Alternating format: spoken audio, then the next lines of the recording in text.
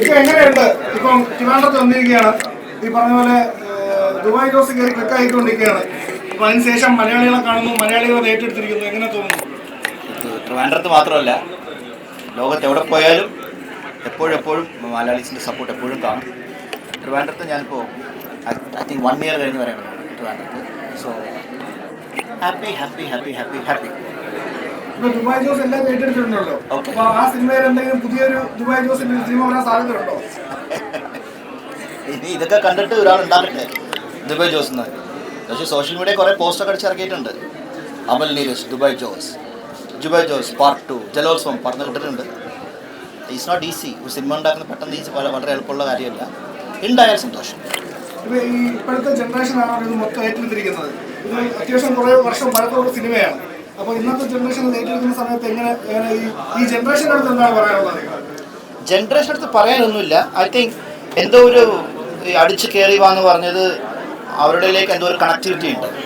So may be അടിച്ചു കയറുക ജലോത്സവത്തിൽ ഞാൻ പല ഇമോഷനിലും ഞാൻ അത് പറഞ്ഞിട്ടുണ്ട്. സങ്കടത്തിലുണ്ട്, ദേഷ്യത്തിലുണ്ട്, കോമഡിയിലുണ്ട്, അത് വെള്ളമൊടിച്ച് പറഞ്ഞിട്ടുണ്ട്. അങ്ങനെ കുറേ ഇമോഷൻസ് അതിൽ പറഞ്ഞിട്ടുണ്ട്. സോ അതെല്ലാം കണക്റ്റ് ആയി കാണാം.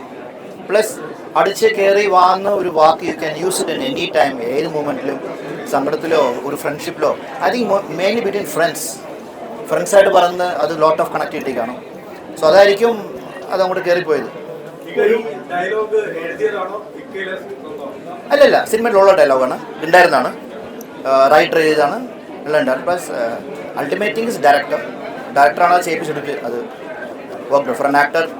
ഒരു ഡയറക്ടർ നമുക്ക് എങ്ങനെ സ്പേസ് വരുന്നോ അതനുസരിച്ചാണ് ബാക്കി എല്ലാം. ഒരുപാട് സിനിമാ താരങ്ങൾ ഈ ഡയലോഗ് ഏറ്റെടുത്ത് ചെറിയ റീലുകളും പിന്നെ കുറേ വീഡിയോസൊക്കെ ആയിട്ട് ചെയ്യുന്നുണ്ട്. അപ്പോൾ അവരുടെ അടുത്തൊക്കെ എന്താണ് സ്നേഹം മാത്രമല്ല എന്താണ് പറയാനുള്ളത്? എന്ത് പറയാൻ സന്തോഷമുള്ളൂ. നമ്മളിപ്പോൾ രജനീകാന്തിൻ്റെ ഡയലോഗ്, കമൽ സാറിൻ്റെ ഡയലോഗ്, അമിതാഭ് ബച്ചൻ്റെ ഡയലോഗ്, ഷാറുഖ് ഖാൻ്റെ ഡയലോഗ് ഒക്കെ നമ്മൾ എടുത്തു പറയും. അതേപോലെ it's happening to me. So കാണുമ്പോൾ ഭയങ്കര സന്തോഷം. ഇത്രയധികം ട്രോൾ വീഡിയോസ് ഒക്കെ വരുമ്പോഴേ നമുക്ക് സാധാരണ രീതിയിൽ റിയാസിക്ക് എങ്ങനെ ട്രോളോ അല്ലെങ്കിൽ അങ്ങനെ വരാറില്ല. കൂടുതൽ നെഗറ്റീവ് റോസ് ഒക്കെ ചെയ്ത് വില്ലത്തരം കാണിച്ചങ്ങ് പോകുന്നതാണ് പതിവ്. പക്ഷേ ഇപ്പോൾ എല്ലാവരും യങ് ജനറേഷൻ, ഓൾഡ് ജനറേഷൻ എല്ലാം കോമഡി ഈ രീതിയിലാണ് എല്ലാവരും ഏറ്റെടുത്തിരിക്കുന്നത്. അപ്പോൾ അത് നമുക്ക് മനസ്സുകൊണ്ടൊരു സന്തോഷമാണ്. എന്താണ് എല്ലാവരും തോന്നാറുള്ളത്?